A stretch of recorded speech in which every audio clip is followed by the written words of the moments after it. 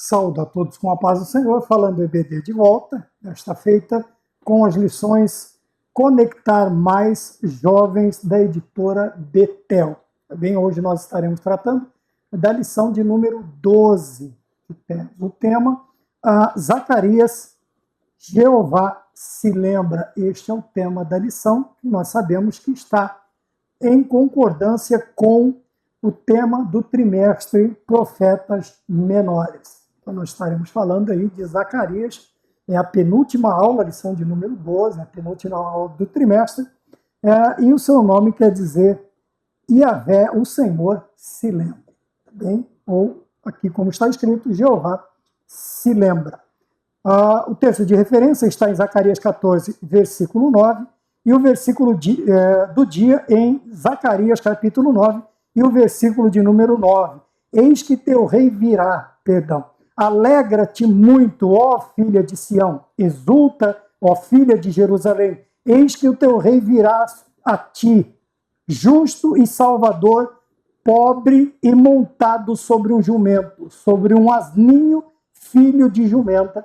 Zacarias capítulo 9, versículo de número 9.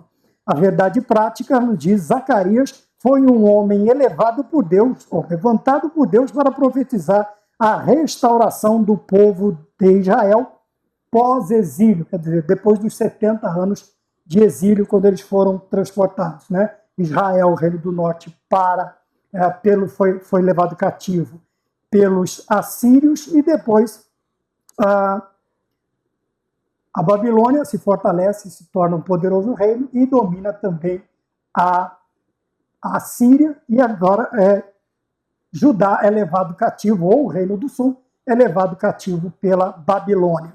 Maravilha? Então, depois dos 70 anos diz, por isso a palavra pós-exílio, né? É o exílio babilônico, nos lembrando. Os objetivos da lição apresentar o profeta Zacarias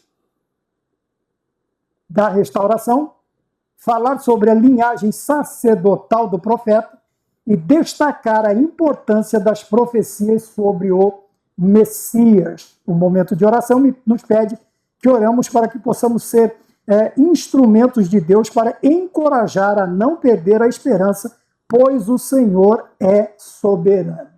Bem, então, eu gostaria de falar sobre este Senhor que se lembra, ou o nome do profeta Zacarias. Deus recordou-se, o Senhor se lembrou, né, de quem? Justamente da nação de Israel, também que fora levada cativa, como nós estamos estudando em outras lições. Se você acompanhar as outras lições, você pode ver também falando sobre isso, né? Esse momento em que eles são levados cativos, os reinos estão divididos. Tá? Israel é levado pela Síria, e depois Judá, algum tempo depois, Judá é levado cativo pela Babilônia, que já agora dominou a Síria, e agora ficará aí por um bom tempo, Babilônia sendo uma nação poderosíssima e dominante, mas depois nós vemos os 4 estágios que ela vai perdendo, ela perde, surge outro, depois vem os gregos e tal. Procure nas aulas, nas lições, e você vai ter um cabedal maior de exemplos do que nós estamos falando aqui. Hoje eu gostaria de começar de uma maneira diferente, porque na conclusão, veja, então vamos começar de trás para frente, será que dá certo? Na conclusão está escrito assim, que a abordagem que foi feita nos permitiu observar que, vamos lá, a mensagem do profeta Zacarias foi para alertar a nação que, após a volta do exílio, né, quer dizer, ou dos cativeiros, o povo deveria deixar a amargura e a dor do passado e olhar para o futuro. Então, é para isto que o Senhor levanta, como diz aqui, que o Senhor eleva Zacarias para profetizar restauração do povo de Israel pós-exílio. Então, agora volta a ser uma nação só novamente. Tá bem? Então, essa restauração, este momento, apesar de que, quando nós olhamos para a história bíblica, para este momento, né, você vai ver isso, alguns pronunciamentos no Salmo 26, você vai ver Ageu, você vai ver Neemias falando sobre isso, Esdras falando sobre este momento, né? Depois a paralisação, depois a retomada, você vai ver tudo isso. Porém, quando eles chegam, né, e nós vemos isto representado só na pessoa de Neemias, que quando ele vai só para ver como está o estado, a condição de Israel. E ele chega num lugar que a destruição é tão grande, que o acúmulo de entulho é tão grande, que ele precisa desmontar de sua cavalgadura, da sua condução, do animal que ele está montando. Porque não consegue, ele não vai conseguir passar, o animal não consegue transpor aqueles determinados obstáculos. Eu sempre digo que restaurar, reconstruir, é mais difícil do que você construir. Por quê? Na construção você só tem peças novas, material novo, o terreno está limpo, está tudo certo. Porém, a restauração, a reconstrução, ela é difícil. Por quê? Se você está falando em reconstrução, você está falando de algo que foi destruído, ou que aquela situação que se encontra não te agrada mais, ou não agrada mais o novo proprietário, ou seja o que for. Então, ele vai restaurar, ou vai reconstruir. Para reconstruir, obviamente, vai ter a demolição.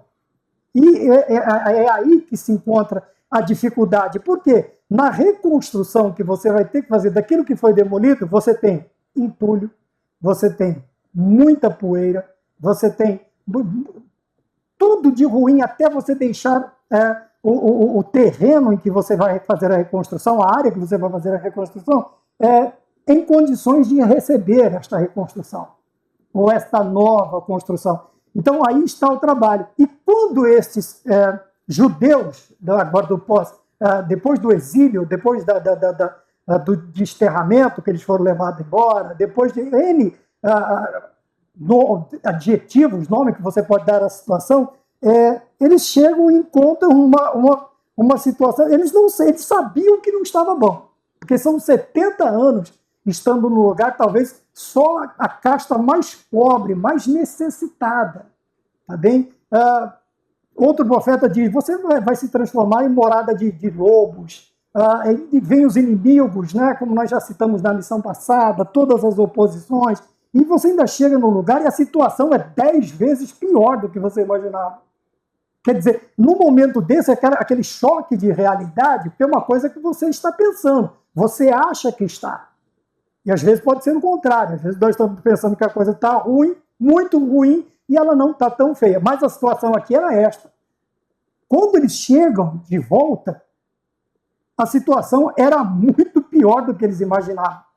Portas queimadas a fogo, muros derribados, o templo completamente destruído.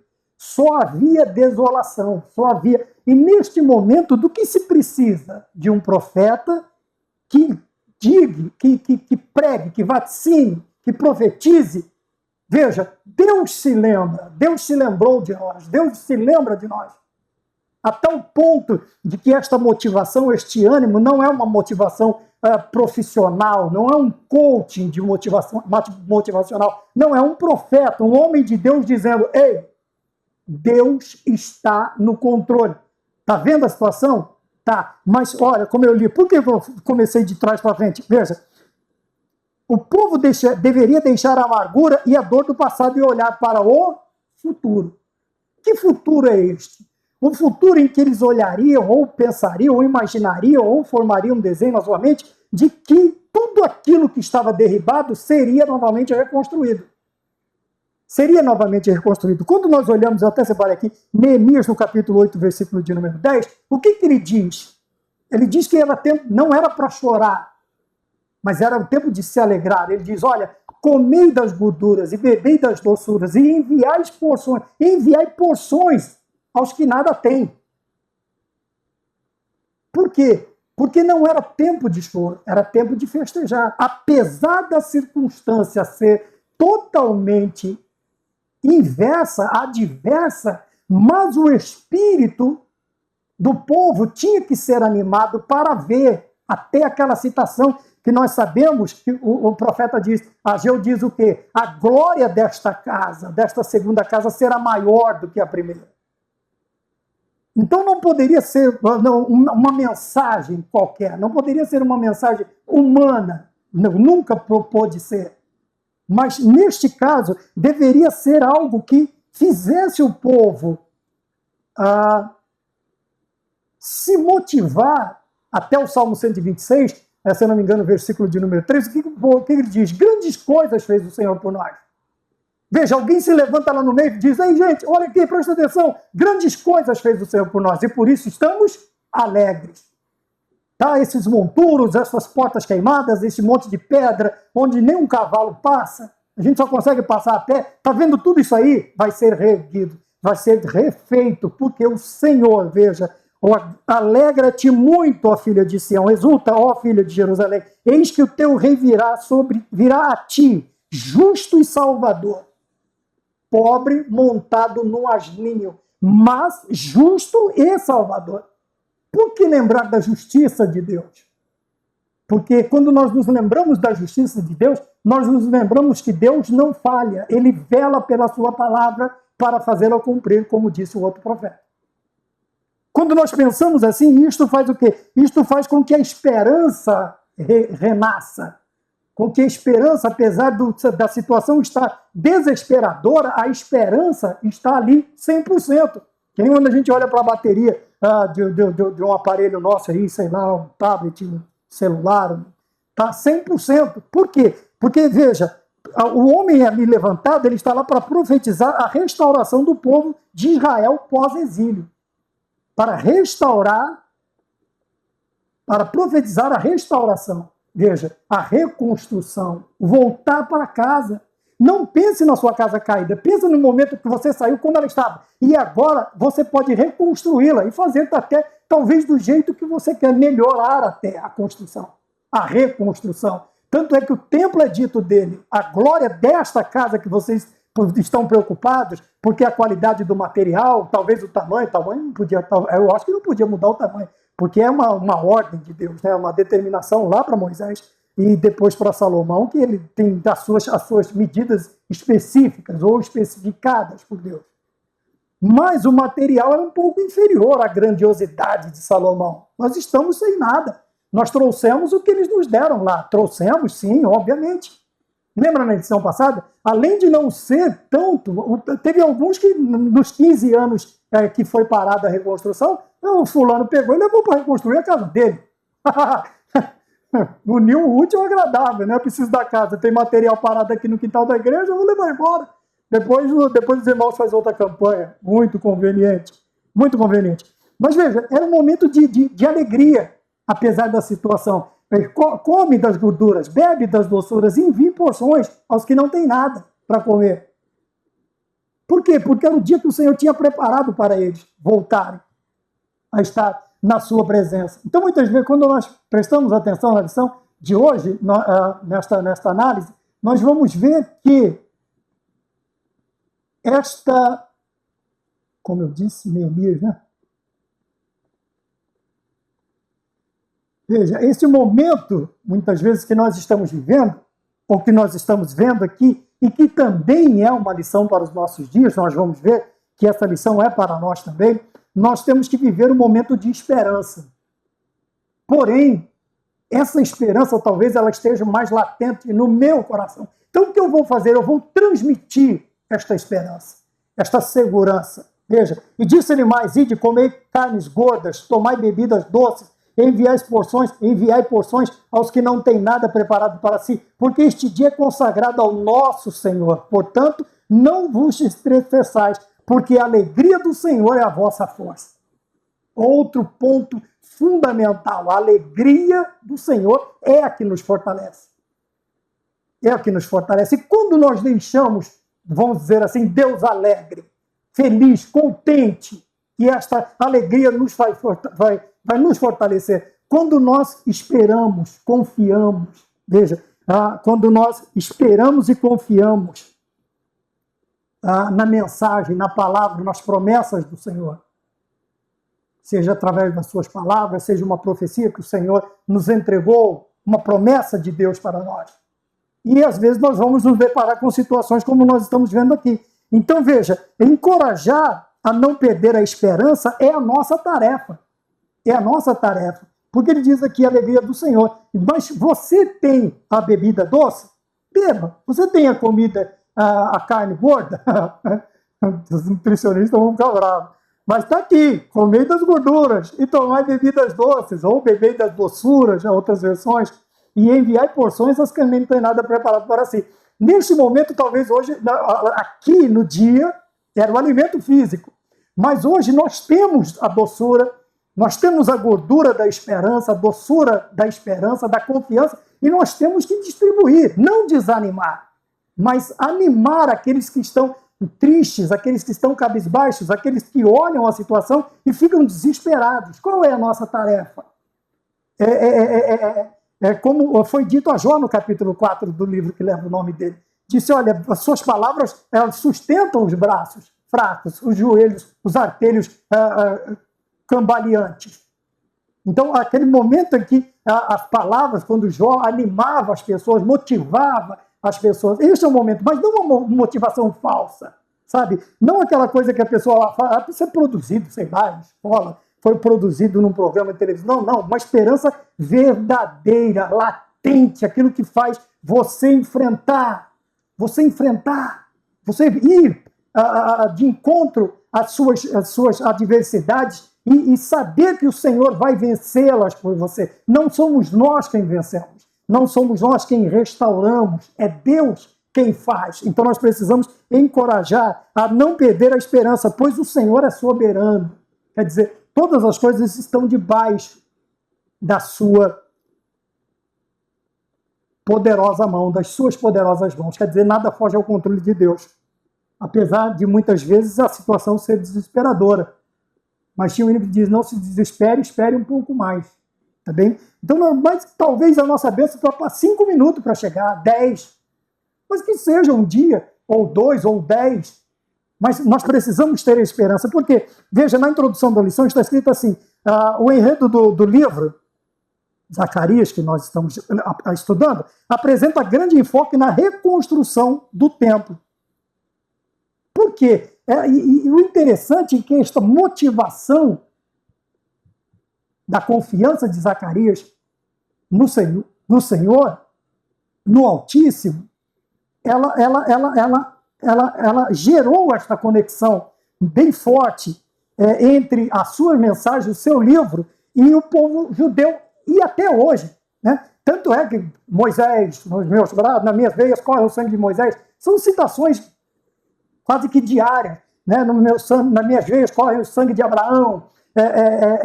São influências que eles tiveram destes homens e de algumas mulheres também,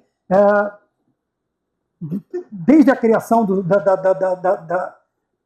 do seu povo, lá do chamamento de Abrão, no capítulo 2 de Gênesis, até os dias de hoje, tudo isso foi transferido a eles, e eles têm essa ligação não só contextual, né, ou textual, a questão do texto-livro, mas também histórica, mas também eles atribuem isso até à sua genética. O sangue de Moisés, nas minhas veias, o sangue de Abraão e tal. E eles têm essa motivação. Por quê? Veja, o que gerou essa conexão maravilhosa, essa ligação maravilhosa?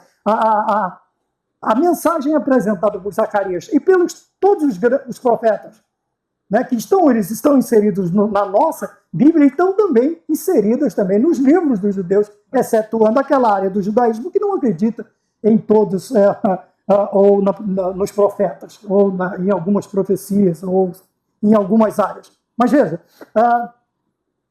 e qual é este enfoque? É outro símbolo sagrado do judeu, que era o templo. Né? E a esperança de sua reconstrução hoje, nos nossos tempos ainda. Mais difícil, mais complicado, mas o Senhor dos Exércitos está conosco, o Deus de Jacó é o nosso refúgio. E essa é a citação, se eu não me engano, do Salmo 46. Veja, então nós precisamos entender que, ou apresentar, como diz aqui no ponto-chave da lição, alento aos que se encontram desanimados. Isso para os dias de hoje também ela é necessário. Por quê? Vivemos momentos, situações, nós acabamos de ter uma notícia muito triste vinda daquela região, né?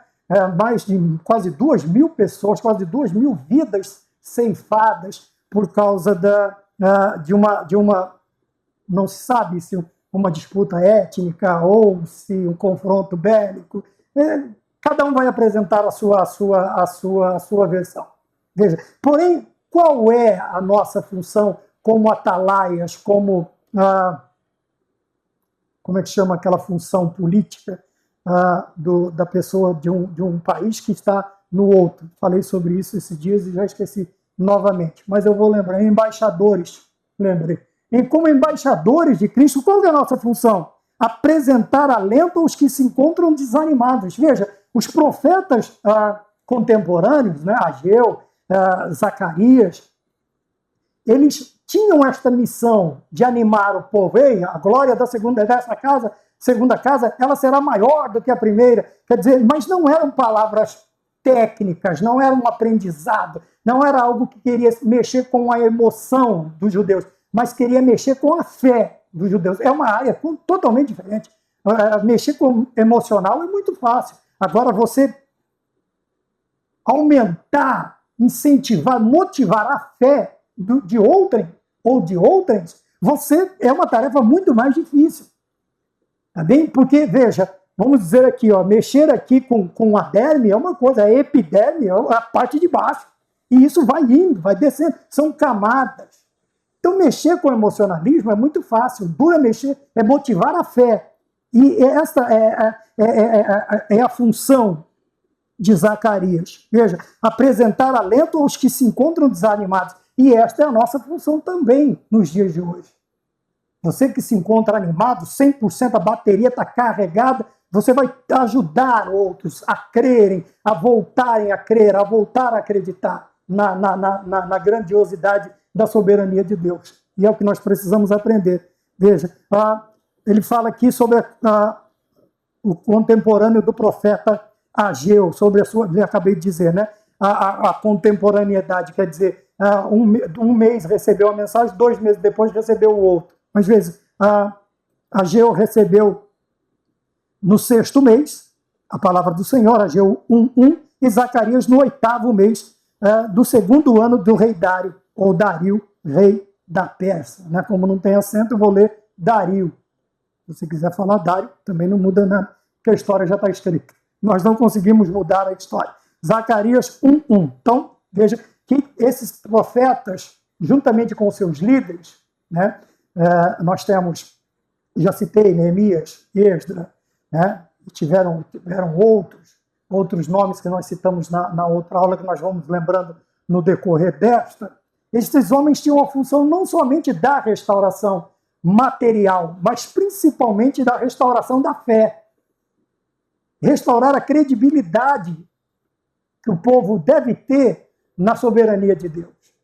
Então, o profeta da restauração, ponto 1. Zacarias ele profetiza para os judeus remanescentes que regressam a Judá para restaurar o templo e a sua nação. Né? E seu nome significa Deus se lembra. Como eu já disse, ele não está pregando para um povo, é o seu povo, mas é um povo que agora, depois de 70 anos, volta para casa. Agora imagina você deixar a sua casa, não, talvez com a minha idade não, você não vai conseguir voltar mais. Né? Mas aí uma pessoa jovem, um adolescente, ele sai da sua terra, da sua casa, e ele volta na velhice, 70 anos depois. E ele vem com aquela expectativa, né, de como era na sua infância, tal, aquela lembrança bucólica,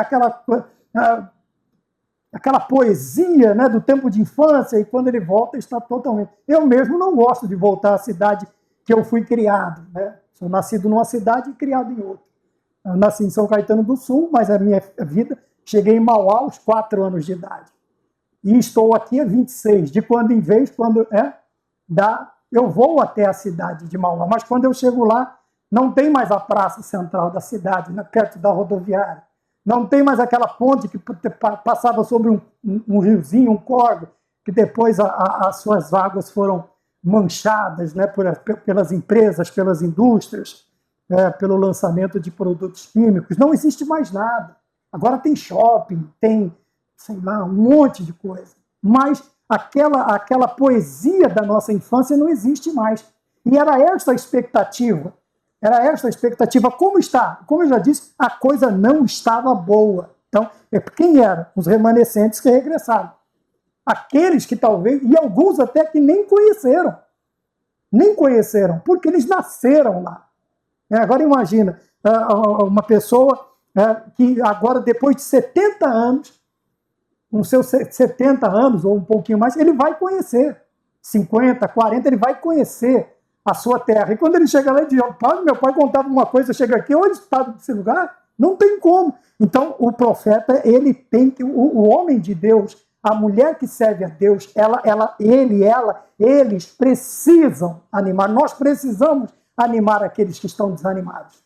Não, sabe, colocar mais peso, né, de angústia, de ansiedade, como nós falamos aqui na lição dos jovens, também dos jovens da CPAD, na lição de número 12. Então, presta atenção. Porém, ele vem com uma mensagem que fortalece, que restaura. Tá? Como diz o escritor, olha, cumpre enfatizar que a expressão Senhor dos Exércitos é um dos títulos divinos atribuídos a Deus na Bíblia. Por que ele usa isto? O escritor diz aqui, o profeta Zacarias faz uso deste título por dezenas de vezes, apontando para a onipotência de Deus. O que é a onipotência de Deus? É que todo o poder está concentrado nas mãos de Deus. Os outros têm força, mas todo o poder, né, o El Shaddai, o Deus Todo-Poderoso, é o Senhor dos Exércitos. E o Senhor dos Exércitos está conosco. O Deus dos Exércitos, o Deus de Jacó, é o nosso refúgio. Então era esta a mensagem. Veja que a mensagem começa com uma expressão que faz o ânimo, o espírito do combatente, do construtor, se inflar, se encher de confiança. Não de arrogância, de confiança em Deus. Sabendo toda aquela situação, ela vai, não é que ela pode ser, ela vai ser restaurada. Ela vai ser restaurada. Então, o aluno, né, aqui ele fala a fim de situarmos o aluno, quer dizer, o aluno são nós que aprendemos, vocês, nós e vocês que ouvem, que esta menção, este título, Senhor dos Exércitos, fala da onipotência de Deus. Veja, Senhor dos Exércitos. Ele não é Senhor só do exército de Israel. Não, ele é o Senhor dos exércitos, de todos os exércitos do mundo. Do mundo, né? Infelizmente, é um entendimento muito errado das pessoas acharem que todos os conflitos bélicos e vidas perdidas, eles querem atrelar isto a quando nós falamos do amor de Deus. Então, por que Deus deixa? Veja, Deus não deixou. Tem a vontade permissiva de Deus. E existem situações, ou todas as situações, elas vão continuar até a vontade de Deus, permissiva ou diretiva. Depois disso, fora isso, Deus coloca um basta e acabou. Queima os carros, quebra o arco, queima os carros no fogo, né? Quebra o arco, corta a lança, põe termo à guerra, põe termo à guerra. O Senhor dos Exércitos está conosco. Então veja, e o problema ali não era um problema bélico, mas um problema estrutural. Israel estava destruído e eles precisavam ouvir. E hoje nós vemos muitas pessoas que estão com seus ânimos destruídos, estão com seu espírito abatido, seus espíritos abatidos, ou seu espírito, né? Porque só tem um, cada um tem um espírito. Estão com seu espírito abatido, estão com a sua alma carregada de pesar, de dor. E o que nós temos que fazer? Animá-los, motivá-los, sabe? Nos colocarmos debaixo do braço e dizer, nós estamos juntos, vamos juntos, eu te ajudo a carregar a cruz, eu te ajudo, eu dou uma de Simão Sirineu aqui, eu entro junto com você. Nós estamos juntos, vamos trabalhar, vamos animar, vamos lá, eu estou junto com você, onde que é ali o seu problema? Vou lá com você, é oração, vou orar junto, é um jejum, vou jejuar junto. Está faltando alguma coisa aí? Eu não tenho tudo, mas estou aqui, eu tenho essa parte aqui. É trabalhar, é estar junto, é buscar. Então, é daí que vem a relevância, a importância deste profeta, o tópico de número 2. Veja, os deportados se propuseram a restaurar o templo que tinham destruído. Por quê? Por causa da palavra destes homens. Por causa das palavras desses homens. Por que o povo de Israel, com Moisés, por que o povo de Israel com Moisés, eles se motivam a ir para a cidade dos gigantes? Para a cidade dos gigantes. Por que eles se motivam a isso? Porque Josué e Caleb, eles colocam uma palavra maravilhosa, ainda que quase sendo apedrejados, ainda que quase sendo presos, o povo se revoltar. Mas eles simplesmente se colocam ali e dizem, o Senhor disse, e o povo marcha, né, rumo a Jericó e a outros lugares, né, há uma derrota parcial na cidade de Ai, e assim vai. E assim vai. Nós vamos ver por quê? Por causa destas motivações, por causa da relevância, da importância deste profeta e estes homens que têm esses espíritos, ou este espírito animador, motivador. Tá? Então, a partir desse momento, os deportados agora dizem, então, bora. O que eu tenho que fazer? Um pegou a colher de pedreiro, o outro pegou uma marreta, o outro pegou uma pá, o outro pegou uma enxada, o outro pegou uma carriola, e todo mundo foi pôr a mão à obra. Todo mundo foi trabalhar. Então, o ponto de número 2.1, ele vai falar sobre a linhagem sacerdotal, quer dizer, que Zacarias ele vem de uma linhagem de sacerdote. Também, além de profeta, também ele vem de uma linhagem sacerdotal. Tá? Mas vamos para o ponto 2.2, as visões do profeta. Por que este profeta foi tão importante? As palavras do profeta eram um lembrete de que aconteceria com os judeus que não se arrependessem, e isto culminaria com o cativeiro babilônico. Mas as visões e profecias de Zacarias foram dadas como farol para desviar o olhar do povo dos inimigos ao redor, da pobreza em que viviam e das incertezas políticas e sociais e de todas as suas impossibilidades. Veja, apesar do chamado ao arrependimento, que todo profeta ele vai pregar isto, ele vai vaticinar isto, ele vai apregoar com uma característica ferrenha, ele também serviu as suas visões, as suas profecias, serviram como o quê? Como um farol. Todo mundo sabe o que é um farol, não são os faróis que nós conhecemos hoje, mas aquele farol lá à beira-mar, né? que direcionavam os navios para que eles não colidissem à noite contra rochas, ou no meio de temporais, eles não colidissem na praia com rochas, com isso, com aquilo. Eles direcionavam os navios. E as profecias de Zacarias, elas têm esse significado, essa importância. Ele é relevante por causa disso, porque ele serve como uma direção. As suas profecias são uma direção, uma referência, né, para o povo se conduzir e desviar o olhar. Sabe, muitas vezes nós precisamos de uma palavra animadora, de uma palavra específica. Por quê? Senão nós começamos a prestar atenção nas adversidades, nós começamos a prestar atenção nos inimigos ao nosso redor. Estou falando isso espiritualmente também, das necessidades, dos momentos da pobreza, quer dizer, os momentos de necessidade, seja em qual área que seja. Porém, das incertezas, aqui ele fala das incertezas políticas, muitas vezes nós estamos em períodos de turbulência, então nós precisamos de uma referência para não perdermos a visão. Porque a partir do momento em que nós nos distraímos com estes processos que eu disse aqui, nós perdemos o foco e se não estivermos prestando atenção no farol, se o condutor lá, a tripulação do navio não estiver atenta, como aconteceu com um grande navio, todo mundo gosta de falar em cima dessa história, vai acontecer também com a nossa vida espiritual. Nós, infelizmente, vamos passar por este processo.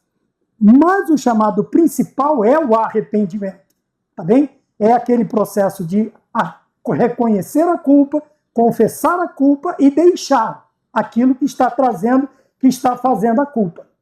Tá bem? Então nós precisamos tomar cuidado com isso.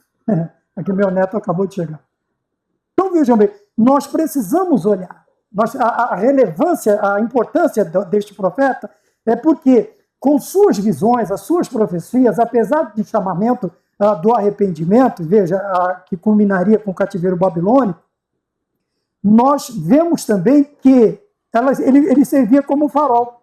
Então, a partir desse momento, a partir dessa referência, o povo se propõe, os cativos se propõem a reconstruir, apesar de todas as adversidades que nós vemos nos livros dos outros profetas contemporâneos, como nós vimos. Tá bem? Então, que nós sejamos este farol, que nós sejamos esta referência para que, em tempos de escuridão, de trevas, né? Porque não, às vezes o farol funcionava não somente à noite, mas grandes temporais também, eles eram ligados para servir de referência para as embarcações. Que nós também sejamos esta referência, tá bem? Então, nós vimos aqui o ponto 2, as visões do profeta. No terceiro e último tópico, nós vamos falar sobre, ou aprender sobre o reinado messiânico. Tá? Messiânico é uma coisa, messiânico é outra completamente diferente. Messiânico fala do Messias, fala do Senhor Jesus Cristo. Tá bem? Então, nós vimos já no texto áureo que a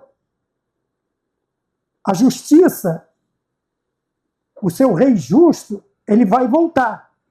E quando nós vemos esta profecia, este vaticínio, nós nos lembramos de Jesus Cristo, a entrada triunfal de Jesus em Jerusalém, montado no jumentinho.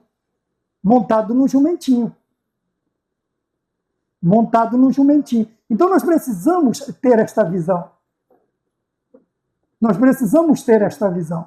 Tá bem? Então, o reinado messiânico. E dentro desta profecia, ele nos remete, então, à entrada triunfal de nosso Senhor e Salvador Jesus Cristo. Tá bom? Então, vamos mais adiante. Meu neto está dando tchau.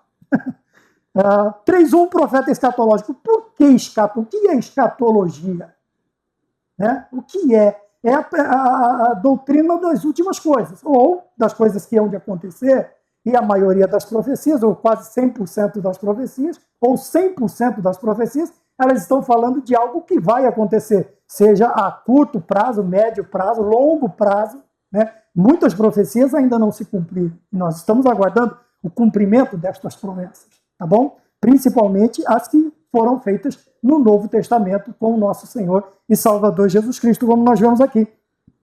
Por que ele é apontado como um profeta escatológico? Porque ele fala do futuro. Veja, o seu rei vem montado, pobre, montado num jumentinho. É uma visão totalmente contrária dos judeus contemporâneos do Senhor Jesus Cristo, porque não era este tipo de rei que eles estavam esperando. Porém, nós que olhamos, sabemos que o reino do nosso rei não é deste mundo, sabemos que ele é rei, está assentado num trono, né, de justiça e o seu cetro é um cetro de equidade. Nós sabemos que o reino do nosso Deus não é aqui. Por isso nós esperamos novos céus e nova terra. Tá bom? Então isso é a escatologia. A escatologia, ela vai olhar para o futuro, tá? Seja perto, mais ou menos perto, longe, né, a curto, médio, longo prazo, ou dentro de período, né? Falando de período, a profecia, a escatologia sempre vai falar de coisas do futuro. Tá? Por isso nós temos o livro do Apocalipse, que é o livro das revelações. Que revelações que hão de acontecer? Quantos profetas nós vemos, principalmente falando com Daniel também, nós vamos ver das coisas que hão de acontecer. Tu, porém, vai até o fim. É o final, capítulo 12 do profeta Daniel.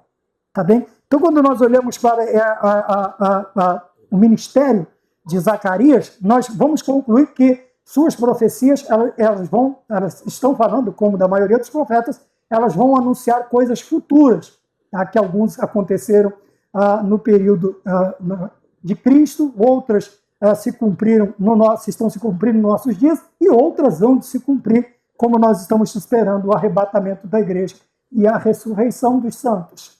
Nós ainda aguardamos, apesar de toda a contrariedade, apesar de tudo que nós ouvimos por aí, vemos, nós ainda cremos na ressurreição dos santos. mas ainda está no nosso credo, está na nossa declaração de fé. Nós precisamos continuar acreditando no arrebatamento da igreja, na volta breve do Senhor Jesus Cristo, como está no capítulo 22 de Apocalipse. Em 3 versículos nós temos ali: eis que cedo vem, eis que breve vem.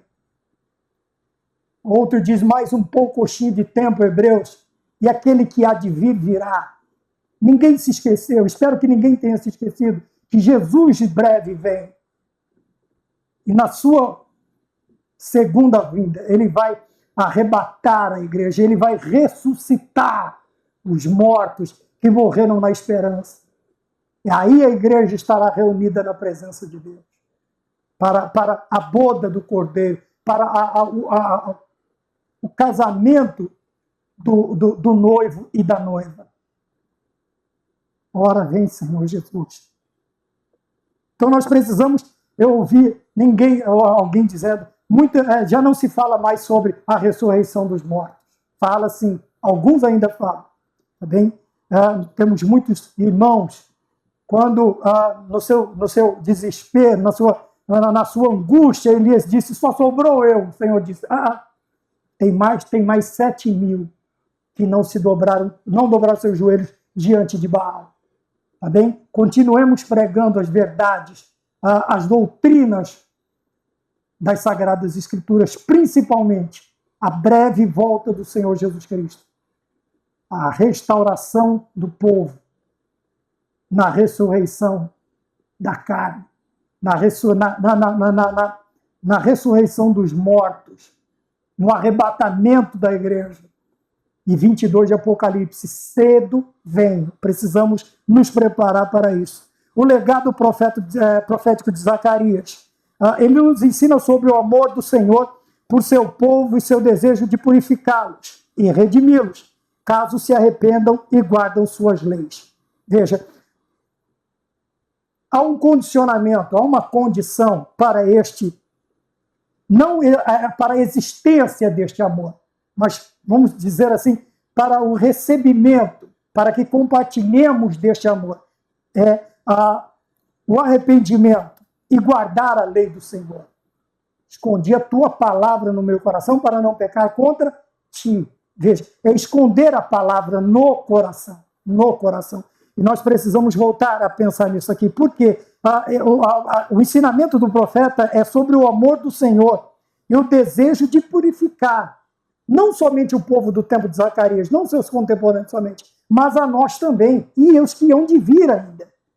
E aqueles que hão de vir, como se diz sobre a salvação. Porém, essas duas condições, o arrependimento e a guarda da palavra do Senhor, das Sagradas Escrituras, do Gênesis ao Apocalipse, é fundamental, é vital para que este amor, para que esta purificação, ela aconteça também na nossa vida, nas nossas vidas. Veja, também nos instrui sobre as coisas que devemos fazer e o modo como executar o juízo de verdade. Então, olha que coisa interessante. Existe uma maneira de agir, e não é do meu e do seu jeito, não é do meu e do seu gosto. Nós estamos vendo batalhas aí épicas, né? Discussões sobre o que pode e o que não pode, como ir ou como não. A questão toda é que existe essa necessidade, sim, mas esta necessidade está na vontade de Deus, não na vontade dos homens.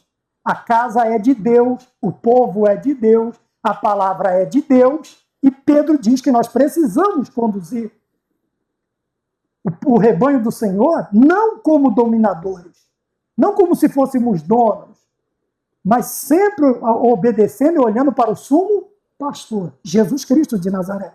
Mas alguns querem, e nós chamamos isso de doutrina secundária, costume, cada igreja tem o seu costume, parabéns, se você está, respeite, obedeça.